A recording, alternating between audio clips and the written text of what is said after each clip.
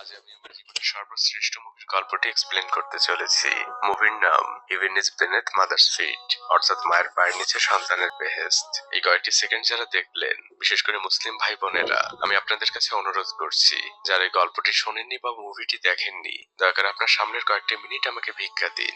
বিশ্বাস করুন, এটা জীবন বদলে দেওয়া এক গল্প। আর যদি গল্পের শেষে আপনাদের মনে হয় আপনাদের সময় নষ্ট করেছি, কমেন্ট বক্স খোলা থাকলো আপনাদের জন্য, যা ইচ্ছা বলে যেতে পারেন। আর এভাবে আমি কখনোই কোনো মুভির ইন্ট্রো দেইনি, কারণ মুভিটি আমাকে অনেক কাঁদিয়েছে, অনেক বেশি কাঁদিয়েছে। আর হয়তো মুসলিম হিসেবে আপনিও কাঁদবেন। তো কথা না বাড়িয়ে চলুন মুভির মূল গল্পে যাওয়া যাক।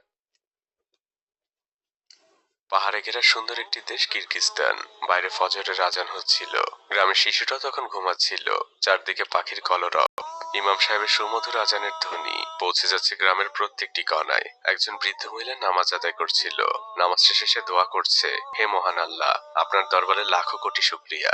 আপনার কাছে শুধু একটাই ফরিয়াদ, আমার মৃত্যুর পর আমার ছেলেটাকে যেন কষ্ট পেতে না হয়, আমিন। আর এরপরেই মুভির নাম লেখা ওঠে, heaven is beneath mother's feet, অর্থাৎ মায়ের পায়ের নিচে সন্তানের বেহেশত। এই বৃদ্ধ মহিলাকে আমরা দাদি বলবো। তিনি এই মুভির অন্যতম প্রধান চরিত্র। দাদি উঠেই সকালে নাস্তা তৈরিতে ব্যস্ত। সে তার ছেলেকে ডাক দেয়, বলে, আদিল ওঠো। ভোরে ওঠা মানুষদের আল্লাহ সাহায্য করেন। এরপর দাদি আসেন তার ছেলের কাছে। তারপর সে তার ছেলের মাথায় হাত বুলিয়ে দিতে দিতে বলেন, তুই কত লাকি, আল্লাহ তোকে কত ভালোবাসে, তুই সরাসরি জান্নাতে যাবি। আদিল বলে, মা আমি সত্যি জান্নাতে যাব? আদিলের মা বলে, হ্যাঁ। আদিল তখন বলে, মা তুমি জান্নাতে যাবে না? আদিলের মায়ের মুখটা চুপসে যায়। তিনি ধীর গলায় বলেন, আল্লাহ ভালো জানেন। আদিল তখন অভিমান করে বলে, মা আমি তোমাকে ছাড়া জান্নাতে যেয়ে কি করব? তুমি জান্নাতে না গেলে আমিও যাব না। আদিলের মা বলে, বোকা ছেলে, চল তোর জন্য রুটি বানিয়েছি। আদিল খুশি মনে যে নাস্তা করতে বসে। তখন বাইরে থেকে একটি ছেলে আদিলকে খেলার জন্য ডাক দেয়। এই ছেলেটির নাম সামির, সে আদিলের বেস্ট ফ্রেন্ড। সামিরের মন খারাপ। দাদি জিজ্ঞেস করে, তুমি সকালে নাস্তা করেছো? সামির প্রথমে বলে, হ্যাঁ। দাদি বলে, মিথ্যে বলো না, আসো আদিলের সাথে নাস্তা করতে বসো। সামির তখন খুশি মনে যে নাস্তা করতে বসে, কারণ সে সকাল থেকে আসলে কিছুই খায়নি। আদিল আর সামির একটি গাছের নিচে শুয়ে শুয়ে গল্প করছিল। আপনারা নিশ্চয়ই এতক্ষণে বুঝে গিয়েছেন, আদিল কোনো স্বাভাবিক মানুষ না, সে বোকাশোকা একজন মানুষ। জন্মগতভাবে তার আর পাঁচটা মানুষের মতো বোধ শক্তি নেই। তাই তো দাদি ভোরবেলা আদিলকে বলছিল, তুই সরাসরি জান্নাতে যাবি, কারণ মহান আল্লাহ এসব মানুষের কোনো হিসেব নিবেন না। এদিকে সামিরের মা মক্কায় থাকে, সেখানেই কাজ করে। আর সামির এখানে তার ফুফুর সাথে থাকে। দুজনে শুয়ে শুয়ে তাদের মায়ের প্রশংসা করছিল। এরপর গ্রামের সকল বাচ্চারা মিলে একসাথে লুকোচুরি খেলে। আদিল ওখানে সকল বাচ্চাদের থেকে অনেক বড়, কিন্তু অন্য সকল ছোট ছোট বাচ্চা আদিলকে সবসময় বকাঝকা করতে থাকে। কিন্তু আদিল সারাদিন এই বাচ্চাগুলোর সাথেই ঘুরে বেড়ায়। তারা একসাথে বাদাম খায়। এরপর পরন্ত বিকেল বেলা তারা ফুটবল খেলতে আসে। দুই ভাগে ভাগ করা হয়, শুধু বাকি থাকে আদিল। তাকে কোনো দলই নিতে রাজি না, কারণ সবাই জানে আদিল বোকা মানুষ, তাকে দলে নিয়ে কোনো লাভ নেই। তখন সামির এসে বলে, আদিলকে না নিলে সেও খেলবে না। তখন বাধ্য হয়ে একটি গ্রুপ আদিলকে নেয়। সে এখন গোলকিপার। ফুটবল খেলা শুরু হয়। আদিল গোলের সামনে দাঁড়িয়ে আছে। হঠাৎই সে একটি প্রজাপতি দেখতে পায়। আর সহজ সরল আদিল সেই প্রজাপতির পেছনেই ঘুরতে থাকে। এই সুযোগে গোল হয়ে যায়। তখন একটি ছেলে এসে আদিলকে অনেক বকাঝকা করতে থাকে। সে আদিলকে মারার জন্য শাসাতে থাকে। আদিল ভীত গলায় বলতে থাকে, মারামারি করা ঠিক না। তখন আদিলের সামনে এসে দাঁড়ায় সামির। তখন ওই ছেলেটি সামিরকে বলে, তুই আমার সাথে মারামারি করবি আদিলের জন্য? সামির বলে, দরকার হলে তাই করব। পাশ থেকে সবাই উৎসাহ দিতে থাকে। দুজনে মারামারির প্রস্তুতি নিতে থাকে। ঠিক তখনই গ্রামের মসজিদে মাগরিবের আজান দেয়। সামির আদিলকে বলে, আজান দিয়ে দিয়েছে, আমাদের এক্ষুনি নামাজে যেতে হবে। অন্য বাচ্চারা তখন পিছন থেকে বলছিল, তোরা ভয় পেয়ে চলে যাচ্ছিস। সামির তখন আদিলকে বুঝায়, আমি ভয় পাইনি, সবকিছুর আগে নামাজ। মসজিদে নামাজ শেষে সবাই হাত তুলে দোয়া করছে। সামিরও আল্লাহর কাছে বলে, আল্লাহ তুমি আমাকে আমার মায়ের কাছে নিয়ে যাও, আমি মক্কায় আমার মায়ের কাছে সব সময় থাকতে চাই। নামাজ শেষ হয়। ইমাম সাহেব সবার উদ্দেশ্যে বয়ান দিচ্ছিলেন। আল্লাহ প্রত্যেক সামর্থ্যবান মানুষের উপরে হজ ফরজ করেছেন। আমাদের প্রিয় নবী হযরত মুহাম্মদ সাল্লাল্লাহু আলাইহি সাল্লাম বলেছেন, যদি কেউ উত্তম নিয়তে হজ পালন করে, মহান আল্লাহ তাকে জান্নাত দান করবেন। ইমাম সাহেব সকলের উদ্দেশ্যে নবীজির বর্ণনা করা একটি ঘটনা বলতে থাকেন। একটি ছেলে তার মায়ের সন্তুষ্টি পাওয়ার জন্য ঘোড়ায় করে হজ পালন করতে রওনা হয়েছিল। তখন পায়ে হেঁটে যাওয়া লাগতো, কিন্তু পথের মধ্যেই তাদের ঘোড়াটা মারা যায়। তখন ছেলেটি তার মাকে পিঠে করে হজ পালন করিয়েছিল। আল্লাহ তাদের দুজনের জন্য জান্নাত কবুল করেছিলেন। আদিল পেছনে বসে এই ঘটনা শুনছিল। পরদিন সকালবেলা আদিল সামিরের বাসায় আসে। সামির তখন দোতলার উপরের একটি ঘরে বসে ড্রয়িং করছিল। সে আদিলকে ইশারায় চুপ থাকতে বলে। সামির আদিলকে তার করা ড্রয়িং দেখাচ্ছিল। এর মধ্যে সামিরের ফুফু নিচে আসে। সে এসে সামিরকে অনেক বকাঝকা করতে থাকে, আর তার মায়ের নামে অনেক বদনাম করতে থাকে। সে এক্ষুনি ছাগলগুলোকে দুধ খাওয়াতে বলে। সামির আদিলকে বলছিল, আমি আমার মাকে নিয়ে পায়ে হেঁটে হজ করতে যাব। আমরা যেদিকে নামাজ পড়ি এখান থেকে সরাসরি সেদিকে হাঁটা শুরু করব। তাহলে একসময় আমরা মক্কায় পৌঁছে যাব। কারণ মাকে নিয়ে পায়ে হেঁটে হজ করতে গেলে আমি আর মা দুজনেই জান্নাতে যাব। তখন আদিল সামিরকে বলে ওঠে, মাকে নিয়ে পায়ে হেঁটে হজ করতে গেলে মা জান্নাতে যাবে? সামির বলে, হ্যাঁ, হুজুর তো তেমনই একটি গল্প বলল। আদিল সাথে সাথেই দৌড় দেয় আর সে মা বলে বলে চিৎকার করতে থাকে। গ্রামে একটি অনুষ্ঠান হচ্ছিল। আদিলের মা তখন সেখানে ছিল। আদিল সেই অনুষ্ঠানের মাঝে ঢুকে যায় আর চিৎকার করে বলতে থাকে, মা এক্ষুনি চলো। তার মা জিজ্ঞেস করে, কোথায় যাব বাবা? আদিল বলে, জান্নাতে। আদিলের কথা শুনে সবাই হেসে দেয়, শুধুমাত্র তার মা ছাড়া। মা আদিলকে বলেন, আমি আসছি। তারা দুজন হাঁটছিল। পাশ দিয়ে একজন মহিলা যাবার সময় জিজ্ঞেস করে, তোমরা কোথায় যাচ্ছ? আদিল তাকে উত্তর দেয়, আমি মাকে নিয়ে জান্নাতে যাচ্ছি। সেই মহিলাও হাসতে হাসতে যায়। তখন আদিল তার মাকে প্রশ্ন করে, মা জান্নাত কি কোনো হাসির বিষয়? আদিলের মা বলে, না, আর জান্নাতে গেলে তোকে নিয়েও কেউ হাসবে না। এরপর থেকে আদিল প্রতি মুহূর্তে তার মাকে প্রশ্ন করছে, মা আমরা কখন রওনা দিব? সকাল, বিকেল, দুপুর, এমনকি রাত। সবসময় মায়ের কাছে আদিলের একটাই প্রশ্ন। মা বলেন, আজ তো অনেক রাত হয়ে গিয়েছে, কাল সকালে আমরা রওনা দিব। আদিল খুশি মনে ঘুমিয়ে পড়ে। পরদিন ফজরে আবারও আদিলের মা নামাজ পড়ছিল, কিন্তু নামাজ শেষে যখন সে উঠতে যায় তার কোমরটা হঠাৎ করেই ব্যথা করে ওঠে। প্রতিদিনের মতো সকালবেলা আজও আদিল নাস্তা করতে বসেছে। আদিল তার মাকে জিজ্ঞেস করে, আচ্ছা মা, আমার যখন 100 বছর বয়স হবে তখন তোমার বয়স কত হবে? মা মুচকি হাসি দেন আর বলেন, এখন একটু সামিরের সাথে খেলতে যা। আদিল দৌড়ে বাসা থেকে বের হয়। সে সামিরের বাসার দিকে যাচ্ছে, কিন্তু আমরা তখন দেখতে পাই সামিরের সকল মালামাল একটি গাড়িতে ওঠানো হচ্ছে। আদিল সামিরকে ডাক দেয়। সামির গাড়ি থেকে নেমে আদিলকে এসে জড়িয়ে ধরে আর বলে, আমার মা আমাকে মক্কায় নিয়ে যাচ্ছে। আদিল আর সামির দুজনের মনটাই হঠাৎ করেই খারাপ হয়ে যায়। সামির তখন আদিলের হাতে একটি সাদা কাগজ দেয় আর বলে, আমাকে এখন যেতে হবে। সামিরদের গাড়ি ছেড়ে দেয় আর সে চিৎকার করে বলে, আমি আমার মায়ের সাথে মক্কায় যাচ্ছি, তুইও তোর মাকে নিয়ে মক্কায় আয়, সেখানে আমাদের দেখা হবে। সামির চলে যায়। আদিল সে সাদা কাগজটা খোলে। সেখানে সামিরের রাখা একটি ছবি। সামির সামিরের মাকে আর আদিল আদিলের মাকে পায়ে হেঁটে নিয়ে হজ করতে যাচ্ছে। আদিল এবার দৌড় দেয় বাসার দিকে আর মা বলে বলে চিৎকার করতে থাকে। এদিকে আদিলের মা তার বোনকে বলছে, আজ সকালে শরীরটা অনেক খারাপ হয়ে গিয়েছিল, আমি বুঝতে পারছি আমার হাতে আর খুব বেশি সময় নেই। আমি মারা যাবার পরে আমার ছেলেটাকে দেখে রাখিস। অনেক সহজ সরল, মনটা একদম পরিষ্কার। আজ সকালে তো আমাকে বলছে আমাকে নিয়ে পায়ে হেঁটে হজ করতে যাবে, তাতে নাকি আমাকে জান্নাতে নিয়ে যেতে পারবে। তখন সামিনার মায়ের বোন বলে, তুমি আমার থেকে অনেক বেশি দিন বাঁচবে, আমাকে দাফন করে তারপর তোমার মুক্তি। এর মধ্যে আদিল চলে আসে আর সে তার মাকে বলে, মা চলো রওনা দেই। আদিলের মা তখন অভিনয় করে বলে, আমার কাছে তো কোনো ব্যাগ নেই, ব্যাগ ছাড়া কিভাবে যাব? আদিলের খালার কাছেও জিজ্ঞেস করে। সে অভিনয় করে বলে, আমার কাছেও তো কোনো ব্যাগ নেই। আদিল বলতে থাকে ব্যাগ। সে সাথে সাথে দৌড় দেয় আর স্টোর রুম থেকে একটি বস্তা খুঁজে নিয়ে আসে আর বলে, মা এবার চলো, ব্যাগ ম্যানেজ হয়ে গিয়েছে। তখন আদিলের মা বলে, বাবা আমার পাটা অনেক ফোলা, এখন তো হাঁটতে পারবো না, পা ফোলাটা একটু কমুক তারপর যাবো। আদিল তখন আবারও চিন্তা করতে থাকে। সে দৌড়ে চলে যায় প্রতিবেশীর বাড়িতে। সেখানে যে সে একটি ঠেলা গাড়ি নিতে থাকে। এটা ছিল সেই ছেলেটির বাড়ি যে সবসময় আদিলকে বকাঝকা করে। সে বলতে থাকে, আদিল তুই আমাদের ঠেলা গাড়িতে হাত দিবি না, তোকে আমি মেরে ফেলবো। আদিলের এদিকে কোনো খেয়াল নেই। তখন এই ছেলেটির মা বের হয়ে তার ছেলেকে বকাঝকা করতে থাকে। তোকে কতদিন বলেছি আদিলকে কিচ্ছু বলবি না, ও তো ঠেলা গাড়িটি নিয়ে যাচ্ছে, নষ্ট তো আর করছে না, ও আবার দিয়ে যাবে। আদিল ঠেলা গাড়ি নিয়ে চলে যায়। এবার আদিলের মায়ের মাথায় হাত। সে বলে, বাবা সবই তো ম্যানেজ হলো, কিন্তু হজে যেতে হলে আমাদের অনেক টাকার প্রয়োজন, কমপক্ষে 2 লাখ টাকা, কারণ পথে আমাদের অনেক খরচ রয়েছে। আদিল এবারও চিন্তায় পড়ে যায়। সহজ সরল ছেলেটি আবারও দৌড়াতে থাকে। সে তার চাচার কাছে এসেছে আর বলে, চাচা আমাদের ভেড়ার বাচ্চাটা তো তোমার কাছে, সেটা আমাকে একটু দাও। চাচা বলেন, ঠিক আছে। তিনি যে বড় একটি ভেড়া আদিলের হাতে দেয়। আদিল সেটি নিয়ে হাঁটতে থাকে। তখন আদিলের চাচি বলে, ওদের তো অনেক ছোট একটি ভেড়ার বাচ্চা ছিল আর সেটাও মারা গিয়েছে অনেক আগে। আদিলের চাচা বলে, ওর মনটা আমি ভাঙতে পারবো না, তাই ওকে বড় একটি ভেড়াই দিয়ে দিলাম। এটা স্থানীয় বাজার, এখানে সবাই তাদের পণ্য বিক্রি করতে আসে। আদিল তার ভেড়াটা নিয়ে চিৎকার করে ডাকছে, আমার ভেড়ার মূল্য 2 লাখ টাকা। আশপাশে থাকা সবাই হাসাহাসি করছে, কারণ একটা সামান্য ভেড়ার মূল্য 2 লাখ টাকা। সবাই ফোনে ভিডিও করছে আর তাকে টিটকিরি করছে। কেউ বলছে আমার ঘোড়ার সাথে বদল করবে, কেউ বলে 1,80,000 দেই। আদিল বলে, না, আমার ভেড়ার মূল্য 2 লাখ টাকা। দূর থেকে একটি লোক এই বিষয়টি খেয়াল করছে। অন্য একটি ছেলে মোবাইলে ভিডিও করতে করতে বলে, তাহলে 2,50,000 টাকা দেই, তোমার ভেড়াটা আমাকে দাও। আদিল বলে, না, আমার ভেড়ার মূল্য 2 লাখ টাকা, আমি 2 লাখ টাকাই বিক্রি করব।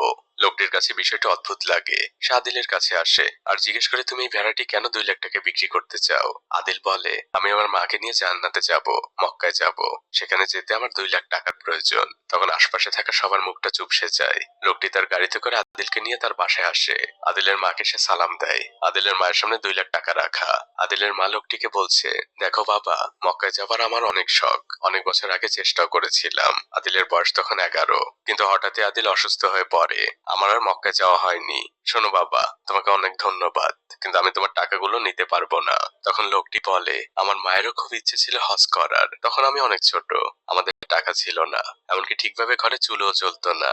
দেখুন এখন আমাদের অনেক টাকা, আমার টাকার কোনো অভাব নেই, কিন্তু এখন আমার মা নেই। আপনার ছেলে আদিল অনেক ভালো একজন মানুষ, আপনি ওর মন ভাঙবেন না, টাকাটা আপনি রাখুন আর আমার জন্য দোয়া করবেন। দাদি তেমন কিছুই বলে না, তিনি হাত উঁচু করে বলেন, আল্লাহ তোমার মনের সকল আশা পূরণ করুক।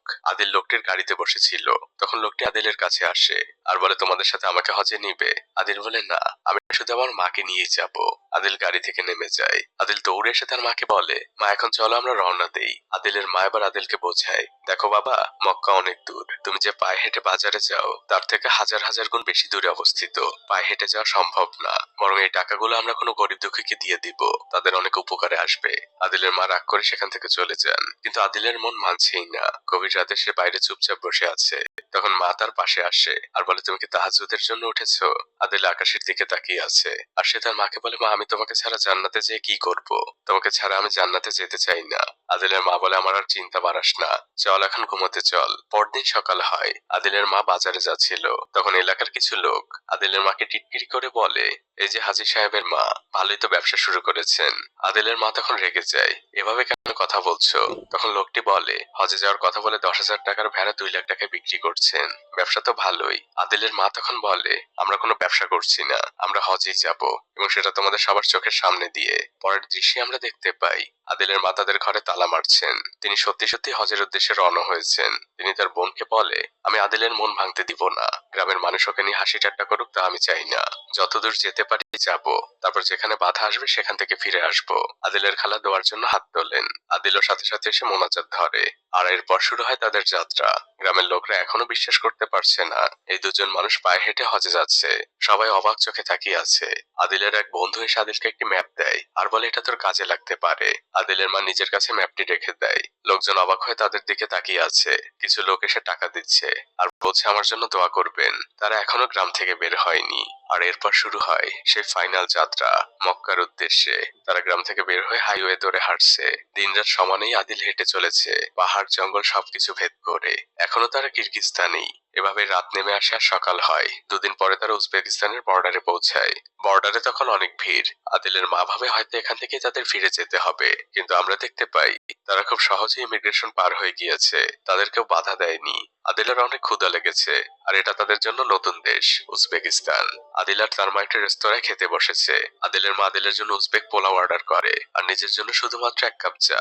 তিনি টাকা বাঁচিয়ে চলতে চাচ্ছেন। আদিল খুব তৃপ্তি নিয়ে পোলাওগুলো খায়। তারপর তারা আবারও পথ চলতে শুরু করে। উজবেকিস্তানের সুন্দর সুন্দর মসজিদের সামনে দিয়ে চলছে তারা। সুন্দর সাজানো গোছানো একটি শহর। পথের মধ্যেই তারা মাঝে মাঝে রুটি কিনে খাচ্ছে। তখন এক রুটির দোকানদার বলে, আপনাদের কাছে তো কিরগিজস্তানের টাকা, কিন্তু এখানে তো উজবেকিস্তানের টাকা চলে, আপনি ব্যাংক থেকেই টাকাগুলো পরিবর্তন করে নিন। আদিলের মা আদিলকে একটি রাস্তার পাশে থামায় আর বলে, আমি কিছু টাকা ভাঙিয়ে নিয়ে আসি, তুমি এখানেই আমার জন্য অপেক্ষা করো। আদিলের মায়ের টাকার বান্ডিলটা পাশে দাঁড়িয়ে থাকা একজন লোক দেখে ফেলে। আদিলের মা সেখান থেকে চলে গেলে লোকটি আদিলের কাছে আসে আর সে আদিলকে বলতে থাকে, আমার মেয়ে অনেক অসুস্থ, আপনি দয়া করে আমাকে সাহায্য করুন।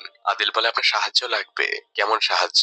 লোকটি বলে, টাকা পয়সা লাগবে, তার চিকিৎসার জন্য অনেক টাকা লাগবে। আদিল বলে, টাকা আছে তো? টাকা আছে। আদিল টাকার বান্ডিলটি বের করে আর লোকটির হাতে দিয়ে বলে, এখানে টাকা আছে।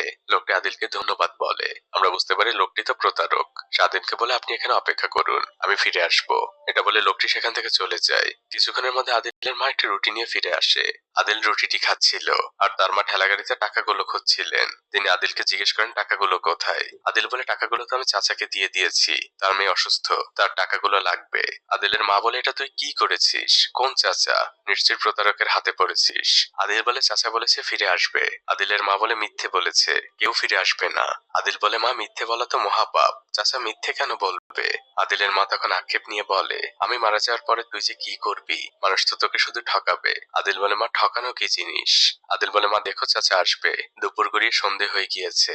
আদিল এখনো সেই লোকটির জন্য অপেক্ষা করছে। তার মা একসময় বলে, দেখ কেউ আসবে না, আমাদের ফিরে যেতে হবে। টাকা ছাড়া বর্তমান দুনিয়ায় কিছুই চলে না। তখনই মাগরিবের আজান দেয়। আদিলের মা নামাজ পড়ছিলেন। তার পাশে অন্য একজন মহিলা কাঁদছিল আর আল্লাহর কাছে দোয়া করছিল আর আল্লাহকে বারবার শুকরিয়া জানাচ্ছিল। নামাজ শেষে আদিলের মা মেয়েটিকে জিজ্ঞেস করে, কি হয়েছে মা? মেয়েটি বলে, আল্লাহ আমার অনেক বড় একটি সমস্যার সমাধান করে দিয়েছেন, তাই তার কাছে শুকরিয়া জানাচ্ছি। এরপর তারা দুজন কথা বলতে থাকে। আদিলের মা জানায় তারা হজ করতে যাচ্ছে, তাও আবার পায়ে হেঁটে। দৃশ্য পরিবর্তন হয়। আমরা একটি অসুস্থ বাচ্চাকে দেখি, যার দাদি বলছে, আমরা তোমাকে কালই উন্নত চিকিৎসার জন্য নিয়ে যাব, দেখো তুমি ঠিক হয়ে যাবে। এর মধ্যে সেই লোকটি ঘরে প্রবেশ করে, যে লোকটি আদিলের কাছ থেকে টাকা নিয়েছিল। শেষে তার বাবাকে বলে, আমি ওই লোকটিকে খুঁজে পাইনি। তার হাতে একটি খাবারের থলে। তখন ওই লোকটির বাবা বলে, আমরা ওই ভালো মানুষটির কোনো প্রতিদান দিতে পারলাম না। এর মধ্যে সেই মেয়েটি ঢোকে। সে এসে বলে, আমার একজনের সাথে কথা হলো, তারা পায়ে হেঁটে হজে যাচ্ছে। যদি আমরা ওই লোকটিকে না পাই, আমরা এই খাবারগুলো এদেরকে দিতে পারি। বিষয়টি আপনারা নিশ্চয়ই বুঝতে পেরেছেন। ওই লোকটির মেয়ে আসলে অসুস্থ ছিল। টাকাগুলো তার ভীষণ প্রয়োজন ছিল। সেই টাকাগুলো আদিল দিয়েছিল। আর এই লোকটি সত্যি সত্যি খাবার নিয়ে আদিলের কাছে গিয়েছিল, কিন্তু সে আদিলকে পায়নি। তখন ওই লোকটির বাবা বলে, খাবারগুলো আমি নিজ হাতে ওনাদেরকে দিব। তিনি খাবার নিয়ে বের হন। আসলে রিজিক এমনই, যার জন্য যেটা বরাদ্দ সেটা যেভাবেই হোক না কেন তার কাছেই যাবে। উজবেক পোলাও খেয়ে দাদি অনেক ধন্যবাদ জানান। খাবারটা খুবই সুস্বাদু ছিল। লোকটি বলে, আপনারা তো পায়ে হেঁটে হজে যাচ্ছেন, তা কোন পথ দিয়ে যাচ্ছেন? আদিলের মা বলে, আমরা তুর্কিমেনিস্তানের বর্ডার হয়ে যাব। লোকটি বলে, আমিও সাইকেল চালিয়ে হজ করেছি, কিন্তু এভাবে গেলে পথ কম হতে পারে। কিন্তু তুর্কিমেনিস্তানের জন্য আলাদা ভিসার প্রয়োজন, আর অনেক টাকারও, আর সেই সাথে অনেক সময়। আপনারা এক কাজ করুন, আপনারা কাস্পিয়ান সাগর পাড়ি দিন ফেরিতে করে, তারপর তুর্কি হয়ে সিরিয়ায় পৌঁছাবেন। পথ একটু বেশি হলেও এভাবেই আপনারা যেতে পারবেন। তখন আদিলের মা হতাশ হয়ে বলে, কতদূর যেতে পারবো জানি না, এমনি আমরা আমাদের টাকাগুলো হারিয়ে ফেলেছি, হয়তো ফিরে যেতে হবে। তখন লোকটি বলে, দেখুন যদি আপনার মধ্যে কনফিউশন থাকে, যদি আল্লাহর উপর কম ভরসা থাকে, তাহলে ফিরে যান। আর যদি মনে করেন আল্লাহ রাস্তায় পা বাড়িয়েছি, আপনার ইচ্ছা শক্তি যদি দৃঢ় হয়, তাহলে দেখবেন প্রতিটা পদক্ষেপে আল্লাহ আপনাকে সাহায্য করবে। আপনি ভোরবেলা ফজরের নামাজ পড়ে আল্লাহর নাম নিয়ে বেরিয়ে পড়ুন। দৃশ্য পরিবর্তন হয়। আদিলের মা প্রতিজ্ঞা করেছে, সে যেভাবেই হোক না কেন হজে যাবেই। ফজরের নামাজ শেষে সে দুহাত তুলে আল্লাহর দরবারে দোয়া করছে, হে মহান রব, আপনি আমার পথের সকল বাধাকে সহজ করে দিন, আমাকে প্রতি মুহূর্তে সাহায্য করুন। দোয়া শেষে তিনি আদিলকে ডেকে ওঠান আর বলেন, চল। আদিল বলে, মা কোথায় যাব? মা বলেন, হজ করতে। তারা দুজন আবারও আল্লাহর নাম নিয়ে বেরিয়ে পড়ে। তারা পায়ে হেঁটে হজে যাচ্ছে, এটা যারাই জানতে পারছিল পথের মধ্যে সবাই তাদের সাহায্য করছিল। কেউ খাবার দিয়ে, কেউ থাকার জায়গা দিয়ে, যে যেভাবে পারছিল তাদেরকে সাহায্য করছিল। কেউ খাওয়াচ্ছিল তাদের গাছের আঙুর। প্রত্যেকটা মানুষ তাদের এই হজ যাত্রায় সামিল হচ্ছিল। এমন করতে করতে তারা পৌঁছে যায় আরো একটি বর্ডারে। এখানে আমরা গাড়ির মধ্যে দুজন লোককে দেখতে পাই। তাদের মতিগতি কোনোভাবেই ভালো মনে হচ্ছিল না। পাশে একজন লোক তরমুজ বিক্রি করছিল। আদিলরা সেই দোকানের সামনে দিয়ে যাচ্ছিল। দাদি কিছুটা সামনে ছিল। তখন দোকানদার আদিলকে জিজ্ঞেস করে, এখানে অনেক মিষ্টি তরমুজ পাওয়া যায়, তুমি কি তরমুজ নিবে? আদিল মাথা নেড়ে উত্তর দেয়, হ্যাঁ নিব। লোকটি তখন বড় একটি তরমুজ আদিলের ঠেলা গাড়িতে উঠিয়ে দেয়। তখন আদিল সেখান থেকে চলে যেতে চায়। লোকটি আদিলকে ধমক দিয়ে বলে, শুধু তরমুজ নিয়ে গেলে হবে, টাকা দিবে না? আদিল বলে, আমার কাছে তো টাকা নেই। লোকটি তখন তার সময় নষ্ট করার জন্য আদিলকে অনেক বকাঝকা করতে থাকে। আদিলের মা এসে তখন লোকটিকে সরি বলে। এরপর তারা দুজন বর্ডারের দিকে আগাচ্ছিল। তখন গাড়ির মধ্যে থাকা সেই দুজন লোক আসে আর টেপ দিয়ে মোড়ানো দুটো তরমুজ দিয়ে বলে, আমার শাশুড়ি বর্ডারের ওপারেই থাকে, সে অনেক অসুস্থ, তরমুজ খেতে চেয়েছে, আপনারা কি দয়া করে এই দুটো তরমুজ আপনাদের সাথে করে নিয়ে যাবেন? লোকটি তার সহকারীকে দিয়ে সেই দোকান থেকে আরো বড় একটি তরমুজও নিয়ে আসে। এটা আদিলের জন্য উপহার স্বরূপ। কিন্তু সেই তরমুজের দোকানদার বুঝতে পারে বিষয়টি কি। সে সাথে সাথে সেখানে আসে আর আদিলের মাকে ডাকতে থাকে। সেই লোকটি তখন তরমুজের দোকানদারকে বলে, কাজটা ভালো হচ্ছে না। তখন সেই দোকানদার এই লোকটিকে বলে, আমি আমার চোখের সামনে কাউকে বিপদে পড়তে দেখতে পারি না। লোকটি আদিল আর তার মাকে তার দোকানের সামনে নিয়ে আসে আর সে তাদের কাছ থেকে সবকিছু শোনে। লোকটি খুবই লজ্জিত। সে বলতে থাকে, আমি বুঝতে পারিনি যে আপনারা হজে যাচ্ছেন। আমি আদিলের সাথে খারাপ ব্যবহার করেছি।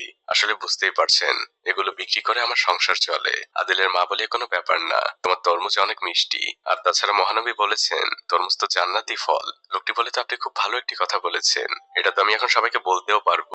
খাওয়া শেষে আদিলের মা হাত তুলে দোয়া করতে থাকেন। আদিলও সাথে সাথে হাত তোলে। এরপরে তারা একদম বর্ডারের কাছে চলে আসে। তখন একজন লোক হাতে একটি আগুন নির্বাপক নিয়ে সেখানে আসে আর সে আদিলদের অনুরোধ করতে থাকে এটি বর্ডারের ওপাশে নিয়ে যাওয়ার জন্য, কারণ এটি তার লাগবে না। ওপাশের একজন তাকে এটি দিয়ে উপকার করেছে। আদিলের মা নিতে রাজি হয় না, কারণ সেই তরমুজ বিক্রেতা তাকে বলেছিল এভাবে মাদক পাচার হয়। আদিলের মা ইমিগ্রেশনে যান আর তিনি ইমিগ্রেশন কমপ্লিট করেন, কিন্তু যখনই তিনি ঠেলাগাড়ির দিকে তাকান দেখা যায় আদিল সেই অগ্নি নির্বাপকটি তার সাথে করে নিয়েছে।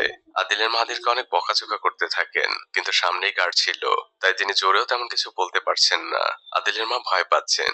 গার্ড তাদের থামতে বলে। এরই মধ্যে দেখা যায় পাশে অন্য একজন স্মাগলারকে ধরা হয়েছে। তখন গার্ড সেদিকে দৌড় দেয় আর আদিলদের যেতে বলে। এ যাত্রায় আদিলরা বেঁচে যায়। আদিলের মা নিরাপদ স্থানে যে আদিলকে বলে এটা এখন ফেলে দে, এর মধ্যে মাদক থাকে। আদিল বলে না, লোকটি আমাকে দিয়েছে মা, আমাকে এটা ঠিকানায় পৌঁছে দিতে হবে। আর এভাবেই তারা পৌঁছে যায় নতুন একটি দেশ কাজাকিস্তানে। ইসলামিক ইতিহাসে ভরপুর একটি দেশ, চারদিকে সুন্দর সুন্দর স্থাপনা, চোখ জুড়িয়ে যাওয়ার মতো সুন্দর সুন্দর মসজিদ। আদিল তার মাকে নিয়ে সেই শহরের মধ্যে দিয়ে হাঁটছিল আর তারা শহরের বড় একটি 5 স্টার হোটেলে পৌঁছায়, কারণ ওই অগ্নি নির্বাপকের গায়ে এই ঠিকানায় লেখা ছিল। আদিল তো না ফেরত দিয়ে যাবে না। আদিলের মা হোটেলের মালিকের কাছেই ওটা বুঝিয়ে দিবেন, অন্য কারো হাতে দিবেন না। আদিল বাইরে অপেক্ষা করছিল। তাদের ঠেলা গাড়িটা ভিআইপি পার্কিং এ রাখা ছিল। তখন হোটেলের মালিক সেখানে আসে। তার সেক্রেটারি আদিলকে বকাঝকা করতে থাকে যে এখানে কেন তুমি তোমার ঠেলা রেখেছো, এটা পার্সোনাল পার্কিং এর জায়গা। এর মধ্যে আদিলের মা সেখানে চলে আসে। হোটেলের মালিকও গাড়ি থেকে নামে আর তার সেক্রেটারিকে থামতে বলে। আদিলের মা বলে আপনি হোটেলের মালিক, আপনার সাথে আমার কথা আছে, আপনার একটা জিনিস আমার কাছে রয়েছে। আদিলের মা দেখিয়ে দেয়। মালিক বুঝতে পারে এই মানুষগুলো অনেক সহজ সরল। তিনি আদিলের মায়ের কাছ থেকে পুরো বিষয়টি জানতে পারেন। আর পরবর্তী দৃশ্যে আমরা দেখতে পাই হোটেলের মালিক আদিল আর আদিলের মাকে বিশেষ আতিথেয়তায় পুরো হোটেল ঘুরিয়ে দেখাচ্ছেন। তার স্পিড বোটে করে ঘুরছিল। হোটেলের মালিক আদিলের মাকে জিজ্ঞেস করছেন ওর মাথায় হজের বিষয়টি কিভাবে আসলো। আদিলের মা তখন বলেন ইমানের শিক্ষা কখনো মানুষের কাছ থেকে আসে না, ইমান আল্লাহর পক্ষ থেকে আসে। এটি এমনি এমনিই হয়ে যায়। আর আমি ওকে ছোটবেলা থেকে হালাল খাবার খাইয়ে বড় করেছি। লোকটি তখন দীর্ঘশ্বাস ফেলে আর আনমনেই বলতে থাকে সারা জীবন টাকার পিছনে ছুটে বেরিয়েছি, এখন আমি 1000 কোটি টাকার মালিক, কিন্তু দিন শেষে আমি বড্ড একা। সারাদিন কষ্ট শেষে বাসায় যখন ঢুকি ছেলেমেয়েরা তাদের নিজেদের মতো করে ব্যস্ত আর আমার ওয়াইফ তার মতো করে ব্যস্ত। কোনো অভাব নেই। আমরা একসাথে সবাই মিলে লাস্ট কবে কথা বলেছি তাও জানি না।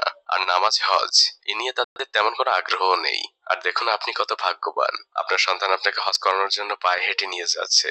আদিলের মা তখন বলেন মানুষ এমনই, কেউ দুনিয়া বেছে নেয় আর কেউ আখেরাত, তবে তোমার জন্য আমার দোয়া থাকবে বাবা। তখন হোটেলের মালিক বলে আমি আপনাদের কিভাবে সাহায্য করতে পারি, আমি আপনাদের জন্য যে কোনো কিছু করতে রাজি। একটা রাত এখানে থেকে যান, পুরো শহর ঘুরে দেখাবো আপনাদের। সব থেকে দামি রুমে আপনাদের জন্য থাকার ব্যবস্থা করা হয়েছে।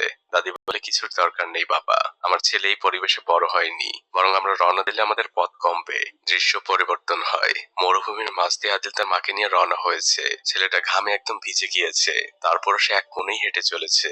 দুজনেরই প্রচন্ড পানির পিপাসা লেগেছে, কিন্তু যেহেতু মরুভূমির মাঝের পথ, আশপাশে পানি খাওয়ার কোনো ব্যবস্থা নেই। হঠাৎই তারা দূরে একটি ছোট ঘর দেখতে পায়। তারা সাথে সাথে সেদিকে রওনা হয়, কিন্তু কাছে যেয়ে দেখা যায় সেখানে কোনো মানুষের চিহ্ন নেই। দুজনই প্রচন্ড ক্লান্ত।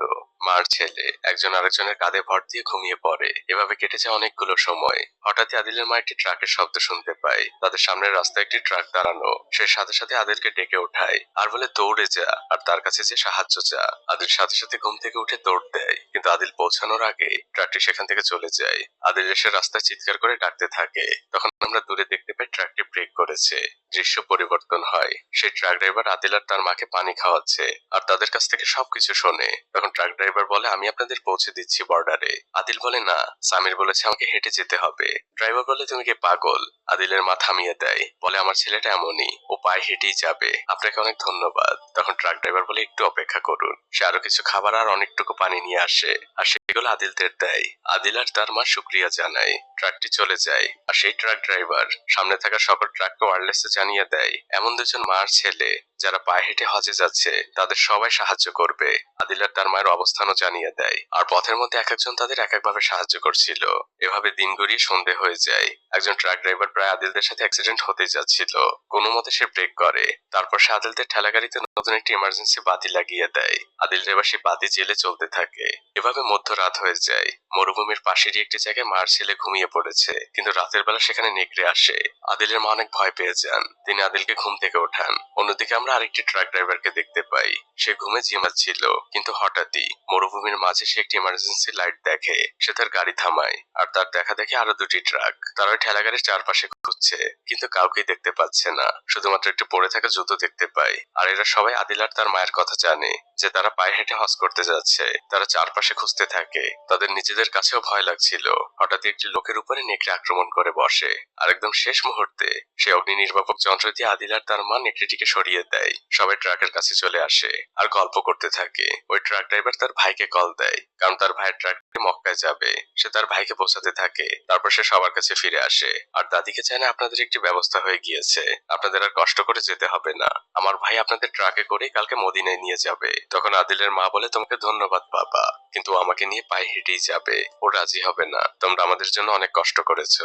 আদিল তখন তার মায়ের ঠেলা গাড়িটি ওঠায় আর আবার সে হাঁটতে শুরু করে। আর আমরা তখন দেখতে পাই সেই ট্রাক ড্রাইভার আদিলদের একদম পিছু পিছু যাচ্ছে, তাদের আলো জেলে পথ দেখাচ্ছে। আর সে তার কোম্পানিতেও ফোন করে জানায় তার পৌঁছাতে একদিন বেশি লেট হবে। সে আর কোনো রিপ্লাই শোনে না, সে তার ওয়াকি টকিটি বন্ধ করে রেখে দেয়। এভাবে পুরো রাত আদিলদের পেছনে পেছনেই সে ট্রাক চালাচ্ছিল।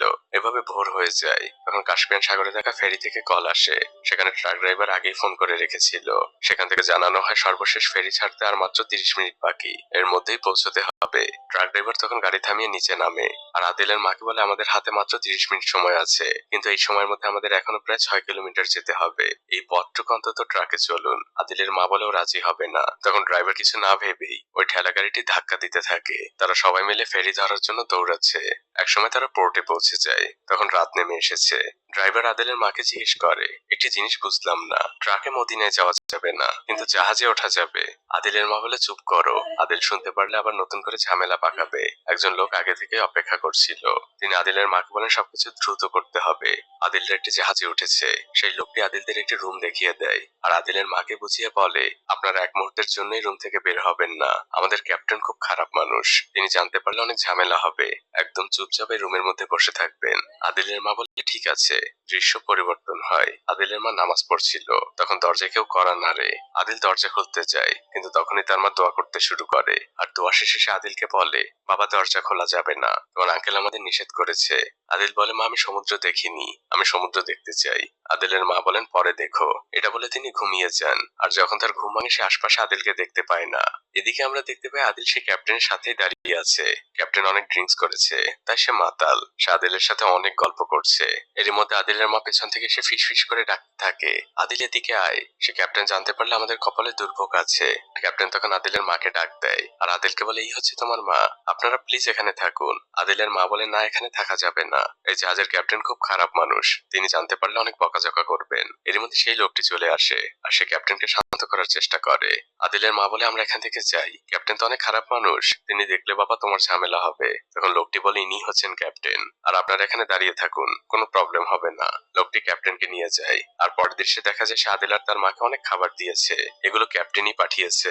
আদিলের মা বলেন, উনি তো এখন নেশাগ্রস্ত, সকালে আমাদের দেখলে তো অনেক বকাঝকা করবেন। তখন লোকটি বলে, ক্যাপ্টেন অনেক রাগী মানুষ, কিন্তু মনের দিক থেকে অনেক ভালো, ওনার কাল সকালে কিছুই মনে থাকবে না। এভাবে ভোর হয়ে যায়। জাহাজ প্রায় তুর্কির কাছাকাছি পৌঁছে গিয়েছে। ক্যাপ্টেন জাহাজ ফেরানোর জন্য প্রস্তুতি নিচ্ছেন।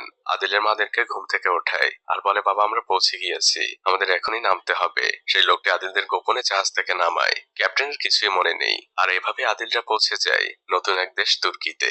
চারদিকে উঁচু উঁচু দালানে ঘেরা একটি দেশ। আদিল তার মাকে নিয়ে একটি পার্কের মধ্যে দিয়ে হাঁটছিল। তার পাশ থেকে একটি বাচ্চা দৌড়াচ্ছিল। আদিলও তাকে অনুসরণ করছিল। পথের মধ্যে আদিলের মা আদিলকে থামতে বলে যে আমার শরীরটা ভালো লাগছে না, আমি একটু হাত মুখটা ধুয়ে নেই। এদিকে আদিল তখন দূর আকাশে একটি ফায়ার বেলুন দেখতে পায়। সে তার পিছনে ছুটতে থাকে। এদিকে আদিলের মা তখন বলে, বাবা আমার হাতটা একটু ধর। ততক্ষণে আদিল চলে গিয়েছে অনেক দূরে। আদিলের মা পানিতে পড়ে যান। আশপাশের মানুষ তাকে ধরে নিয়ে হসপিটালে চলে যায়। এদিকে আদিল পথ হারিয়ে ফেলেছে। সে শহরের এদিকে ওদিকে ঘুরতে থাকে, কিন্তু সে সেই পার্কটি খুঁজে পাচ্ছে না। কিন্তু অনেকটা খোঁজাখুঁজির পর সে সেই পার্কে পৌঁছায়। আর পৌঁছানো মাত্র সে চিনতে পারে পার্কটি। সে সাথে সাথে দৌড়ে চলে যায় তার ঠেলা গাড়ির কাছে, যেখানে সর্বশেষ তার মাকে দেখেছিল। কিন্তু আশপাশে কোথাও তার মা নেই। আদিল তখন পানির মধ্যে তার মায়ের হাতের আংটিটি দেখতে পায়। সে সাথে সাথে নেমে পানি থেকে আংটিটি ওঠায়। আদিলের দিকে আশপাশে সবাই তাকিয়েছিল। পরের দৃশ্যে দেখা যায় একজন পুলিশ সদস্য আদিলের মায়ের খবর নিচ্ছে। তখন ওপাশ থেকে জানানো হয় তাকে সরকারি হসপিটালের মর্গে রাখা হয়েছে। পুলিশ অফিসারের মুখটা চুপসে যায়। তিনি এই কথা কিভাবে আদিলকে বলবেন যে তার মা মারা গিয়েছে। পুলিশ অফিসার তার গাড়িতে করে আদিলকে নিয়ে সে হসপিটালের সামনে আসে আর সে সেই মর্গের দরজা যেয়ে টোকা দিতে থাকে। একজন ডক্টর তখন বের হয়। তিনি তার সহকারীকে ডাক দেন। তখন সে ভদ্রমহিলা এসে জানায় ওনার মা তো মারা যায়নি, উনি স্ট্রোক করেছিলেন। উপরে কেবিনে ভর্তি আছে, মারা গিয়েছে অন্য একজন মহিলা। পুলিশ অফিসারের সাথে সাথে আমিও স্বস্তির নিঃশ্বাস ফেলি। আদিলের মায়ের জ্ঞান ফিরে এসেছে। আদিল তার রুমে ঢোকে। মা তখন আদিলকে বলে, তুই কোথায় গিয়েছিলি? তোকে না কতবার বলেছি অচেনা শহরে আমাকে ছেড়ে কোথাও যাবি না। আদিল লজ্জা পাচ্ছে। আদিলের মা তখন আদিলকে পাশে বসতে বলে আর বলে, বাবা আমার তোকে কিছু কথা বলার আছে। আমি অনেক বড় একটি পাপ করেছি। আদিল তখন বলে, মা পাপ করা তো খুব খারাপ কাজ। আল্লাহ তো পাপ করতে নিষেধ করেছে। আদিলের মার কথা আগান না। তিনি বলেন, বাবা ঠেলা গাড়ি থেকে আমার গরম কাপড়গুলো নিয়ে আয়। আদিল সেদিকেই যায়। পরের দৃশ্যে দেখা যায় আদিলের মা রেডি হচ্ছেন। তখন ডক্টর সেখানে আসে আর বলে, আপনি এটা কি করছেন? আপনি এখনই যেতে পারবেন না। তখন আদিলের মা ডক্টরকে বলে, দেখুন আমি বুঝতে পারছি, আপনিও জানেন আমিও জানি আমার হাতের সময় খুবই কম রয়েছে। আপনি আমাকে প্লিজ বাধা দিবেন না। আমার ছেলের জন্য হলেও আমাকে চেষ্টা করতে হবে। তারা আবারও রওনা হয়ে যায়। বড় রাস্তা ধরে তারা এগোচ্ছে। জঙ্গল পাহাড় অনেক পথ পাড়ি দিচ্ছে। দিন গড়িয়ে রাত, আবার রাত শেষে দিন হয়, কিন্তু আদিলের চলা এক মুহূর্তের জন্য থেমে থাকে না।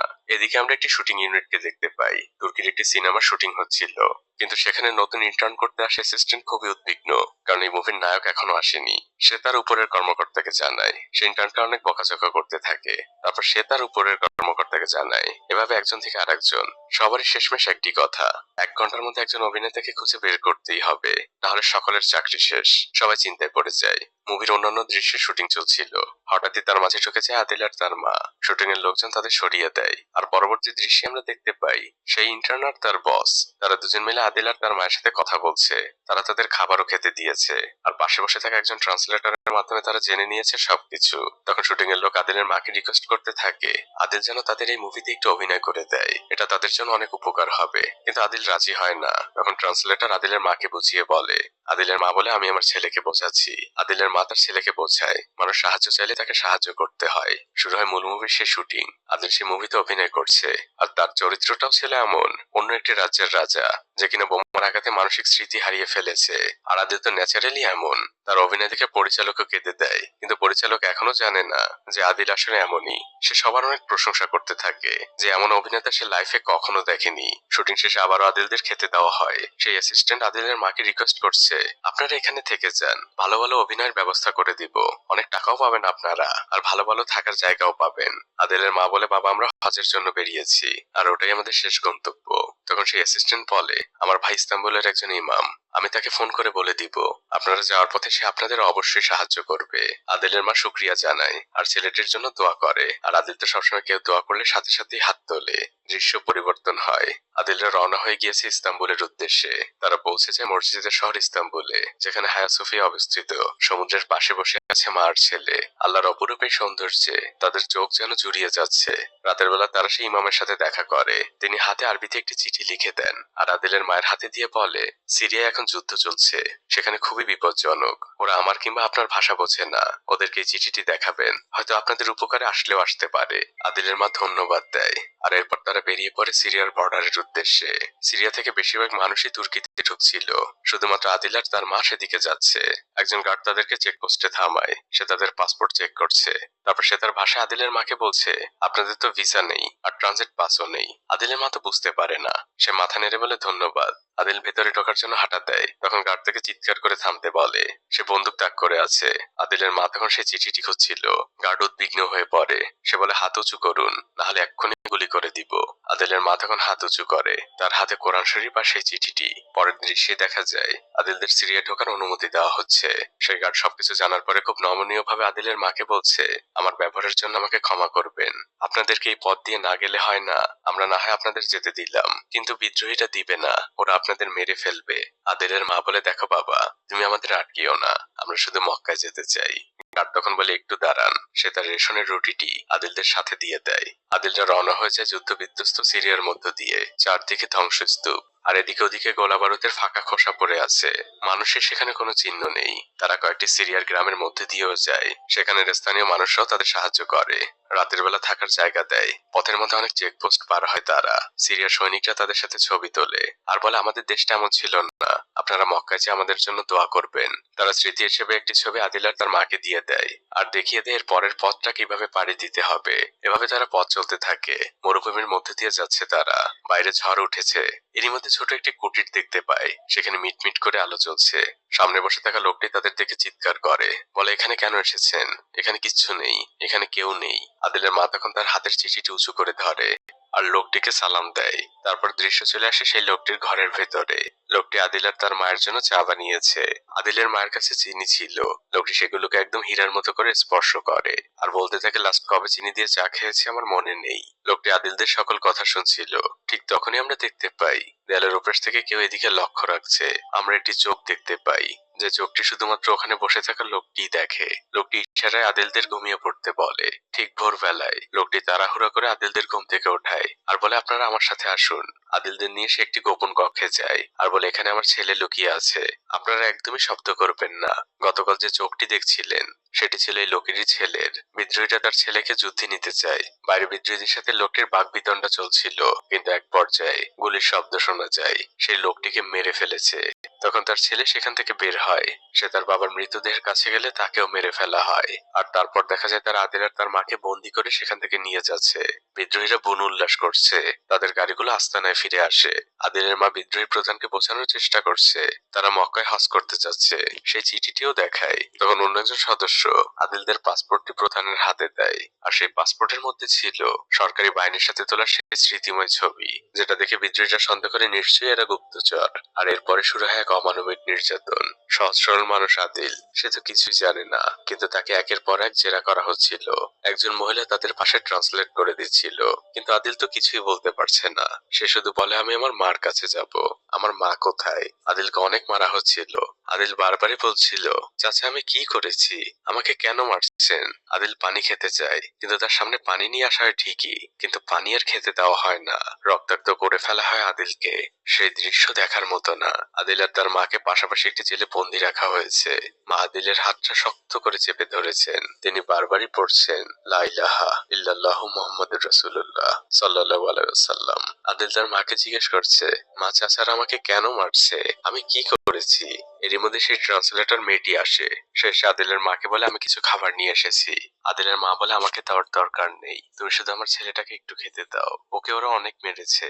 সেই মেয়েটি আদিলের মাকে বলে, আমি শুনেছি ওরা আপনাদের ছেড়ে দিবে, আপনারা কালিমুক্ত হয়ে যাচ্ছেন। এই চিঠিটা আপনার কাছে রাখুন, আমার পরিবারের কাছে পৌঁছে দিবেন আর তাদের বলবেন আমি ভালো আছি আর যত তাড়াতাড়ি সম্ভব আমি এখান থেকে পালাবো, আমাকে নিয়ে চিন্তা না করতে। মেয়েটি সেখান থেকে চলে যায়। আদিলের মা শুধু জিজ্ঞেস করে, তোমার নাম কি? মেয়েটি নাম বলার আগেই সেখানে গার্ড চলে আসে। পরের দৃশ্যেই দেখা যায় সেই বিদ্রোহীরা আদিলের জন্য অনেক ভালো ভালো খাবারের আয়োজন করেছে, কিন্তু আদিলের মা খুবই রেগে আছেন। তিনি ওখানের কোনো খাবার স্পর্শ করেন না। বিদ্রোহী ট্রান্সলেটরের মাধ্যমে ক্ষমা চায় আর আদিলের মায়ের উদ্দেশ্যে বলে, আমরা আদিলকে নতুন পোশাক পরিয়ে এখান থেকে মুক্ত করব। পরের দৃশ্যে তাই দেখা যায়। আদিলকে একটি কালো চাদরে মোড়ানো হয়েছে আর ওই ট্রান্সলেটরের মাধ্যমে সে বলে, আমি আপনাদের কাছে ক্ষমা চাচ্ছি। কিন্তু আদিলের মা এখনো রেগে আছেন, কারণ তার সন্তানের শরীরে এখনো কত শত আঘাতের চিহ্ন। এরপরে তারা তাদের ঠেলাগাড়ি নিয়ে রওনা হয়ে যায় বর্ডারের দিকে। মরুভূমির পথ দিয়ে তারা চেকপোস্টের দিকে আগাচ্ছিল, কিন্তু সে বিদ্রোহী প্রধান দূরবীন দিয়ে তাদের উপরে লক্ষ্য রাখছিল। আর আমরা বুঝতে পারি এখানে অনেক বড় একটি ঝামেলা হয়েছে। আদিলের পুরো শরীরে আসলে বোম জড়ানো ছিল, তাকে কোনো নর্মাল কাপড় পরানো হয়নি। বিদ্রোহী প্রধান শুধু অপেক্ষা করছে কখন সরকারি সৈনিকরা আদিলের কাছে আসবে আর সে ফোনের বাটনটা টিপে দিবে। সৈনিকরা আদিলের কাছে আসে আর ঠিক তখনই সেই মেয়েটি বিদ্রোহী প্রধানের হাত থেকে ফোন নিয়ে সেখান থেকে দৌড় দেয়। মেয়েটি পালানোর চেষ্টা করে, কিন্তু তাকে পেছন থেকে গুলি করা হয় আর শেষ মুহূর্তে সে ফোনটিকে কুয়োর মধ্যে ফেলে দেয়। এদিকে সৈনিকরা আদিলের চাদর উঁচু করতে বলে। দাদি তো কোরআন শরীফ আর সেই চিঠিটি হাতে উঁচু করেই আছেন, কিন্তু তিনি এখনো জানেন না তার ছেলের শরীরে আসলে কি বাধা রয়েছে। তিনি নিজেই আদিলের চাদর উঁচু করতে চান আর ঠিক তখনই বুঝে যান অনেক বড় বিপদ অপেক্ষা করছে তাদের জন্য।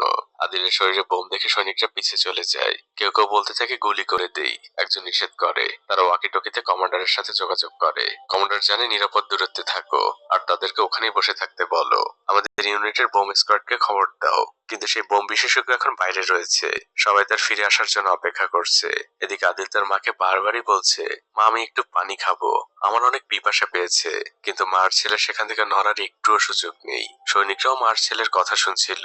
একজন বলে, ওদের একটু পানি দেই। কিন্তু তারা ভয়ও পাচ্ছে। তারা কমান্ডারের কাছ থেকে পারমিশন নেয়। কমান্ডার বলে দূর থেকে তাদের পানি দাও। তখন একজন সৈনিক একটি পানির বোতল ছুঁড়ে মারে। এভাবেই অপেক্ষা চলতে থাকে। কিছুক্ষণ পরে সে বোম বিশেষজ্ঞ ইউনিটে ফিরে আসে। সে প্রস্তুতি নিচ্ছে। সর্বপ্রথমে সে নামাজ পড়ে নেয়, কারণ সে ভাবে এটাই হয়তো তার জীবনের শেষ নামাজ। এভাবেই শুরু হয় প্রস্তুতি। ভারী ড্রেস পরে সে, আর ধীরে ধীরে আদিলদের কাছে যায়। প্রথমে সাদিলের বোমাটা পর্যবেক্ষণ করে, তারপর সে আবার ফিরে আসে আর কমান্ডারকে জানায় এই বোমাটি নিষ্ক্রিয় করা সম্ভব না। এর একটাই উপায়, ওটাকে খুব সাবধানে শরীর থেকে খুলতে হবে, আর তাতে বিস্ফোরণের সম্ভাবনা 70 ভাগ। আমাদের হাতে সম্ভাবনা খুবই কম। শুধু একটাই আশা, আমরা আদিলের মাকে বলতে পারি, তিনি যদি আমাদের সাহায্য করেন। আদিলের মা তো এক কথায় রাজি। তাকে শিকল কাটার জন্য অনেকগুলো প্লেট দেওয়া হয়েছে। তাদের সামনে একটি ওয়াকিটকি রাখা, সেখানে সেই অফিসার নির্দেশনা দিচ্ছেন, আর আদিলের মা ধীরভাবে কেটেই চলেছেন।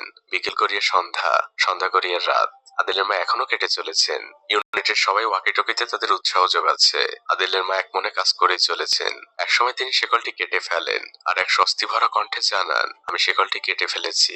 এবার সে বোম বিশেষজ্ঞ নির্দেশনা দিতে থাকে, আপনি খুব ধীরে ধীরে ওটাকে খুলুন, একদমই তাড়াহুড়া করবেন না, খুব সাবধানে। আদিলের মা তাই করছিল। খুব সাবধানে তিনি ওই ড্রেসটি খোলেন আর পাশেই রেখে দেন।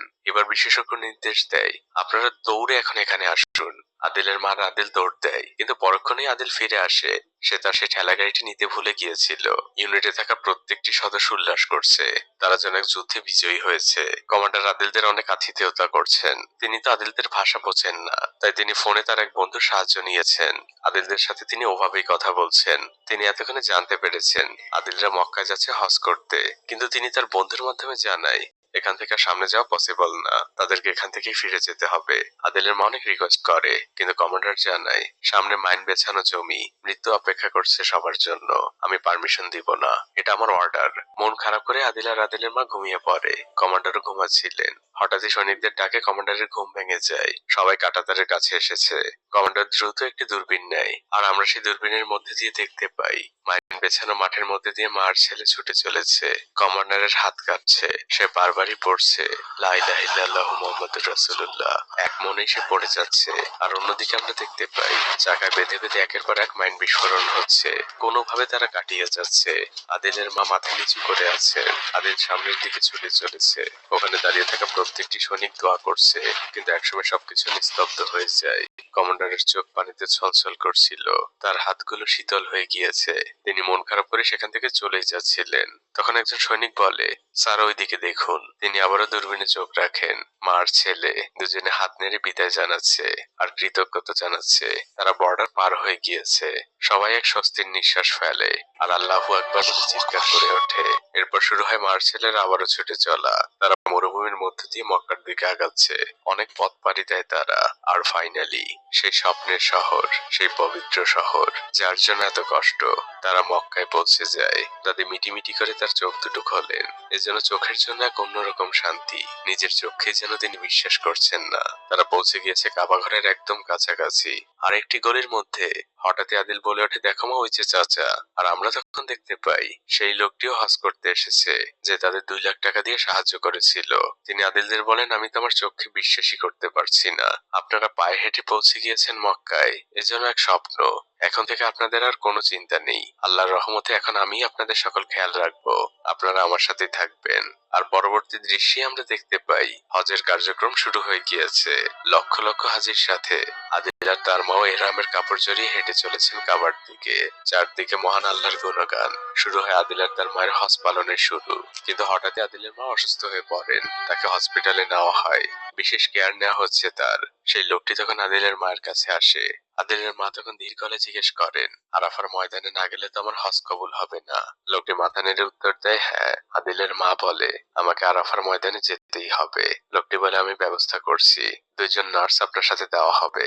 আর পরবর্তী দৃশ্যে আসে চোখের এক অন্যরকম শান্তি। 2জন নার্স সহ আদিল আর তার মা পৌঁছে গিয়েছে আরাফার পাহাড়ের উপরে। তাদের সাথে সাথেই বসে পড়েন আর আকাশের দিকে দুহাত উঁচু করে ধরেন। শুরু হয় তার দোয়া। তার গ্রামের একটি লোকও বাদ যায় না। সামির থেকে শুরু করে গ্রামের প্রত্যেকটি লোকের জন্য তিনি দোয়া করেন। পথে আসতে যারা যারা তাদের সাহায্য করেছে, তাদের একজনকেও ভুলে যান না। প্রত্যেকের জন্য আল্লাহর দরবারে দোয়া করেন তিনি। দিন গড়িয়ে বিকেল হয়ে গিয়েছে। লক্ষ লক্ষ হাজি আরাফার ময়দানে সমবেত হয়েছেন। চারদিকে এক শান্তির সুঘ্রাণ। রাত নেমে এসেছে। সবাই যে যার মতো করে কোরআন তেলাওয়াত করছে। দাদিও সেখানে বসে আছেন। আদিল তার মায়ের পা স্পর্শ করে নিচেই বসে আছে।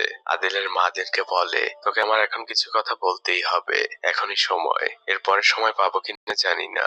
আদিল বলে, কি কথা মা? তখন সেই নার্স দুজন আসেন আর আরবিক ভাষায় বলেন, এখন আপনাকে যেতে হবে।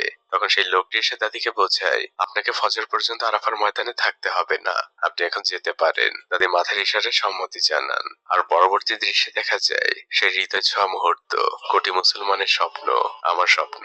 হজের মূল কার্যক্রম শুরু হয়ে গিয়েছে। হাজিরা তাওয়াফ করছে। সেই লাখ লাখ মানুষের মধ্যে রয়েছে আদিল আর তার মা। মাকে আদিল পিঠে নিয়েছে আর পিঠে নিয়েই তাওয়াফ করছে।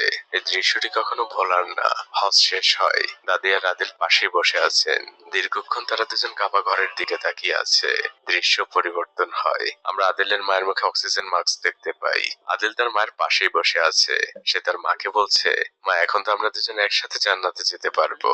আদিলের মা কাঁপা কাঁপা হাতে তার মুখের মাস্কটি খোলেন আর আদিলকে বলেন, সোনা মানিক আমার, আজকে তোকে এত বছরের জমানো সেই কথাটি বলি, আমি আসলে তোর আসল মা না।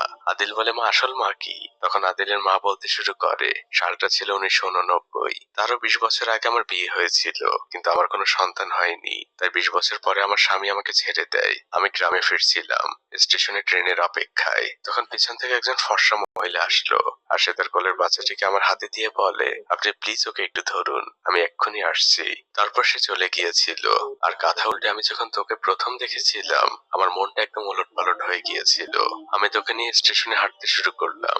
অনেক কাঁদছিলি তুই, কোনোভাবেই থামানো যাচ্ছিল না। তোর তখন তোর আসল মায়ের প্রয়োজন ছিল, কিন্তু এভাবে সময় কাটতে থাকে, তোর মায়ের কোনো খোঁজ নেই। আমি তোকে মিথ্যে দুধ খাওয়ানোর অভিনয় করলাম যাতে তোর কান্নাটা থামে, কিন্তু এভাবে 3 দিন অপেক্ষা করেছিলাম আমি স্টেশনে, কিন্তু তোর মা ফিরে আসেনি। তাই ভাবলাম হয়তো আল্লাহ তোকে আমার জন্য পাঠিয়েছে।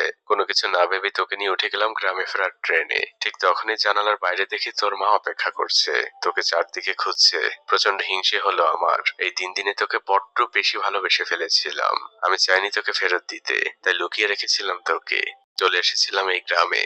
আমি অনেক বড় একটি পাপ করেছিলাম, জানি না আল্লাহ আমাকে ক্ষমা করবে কিনা, কিন্তু আজ তোকে জানিয়ে গেলাম আমি তোর আসল মা না, তোর আসল মা অন্য কেউ।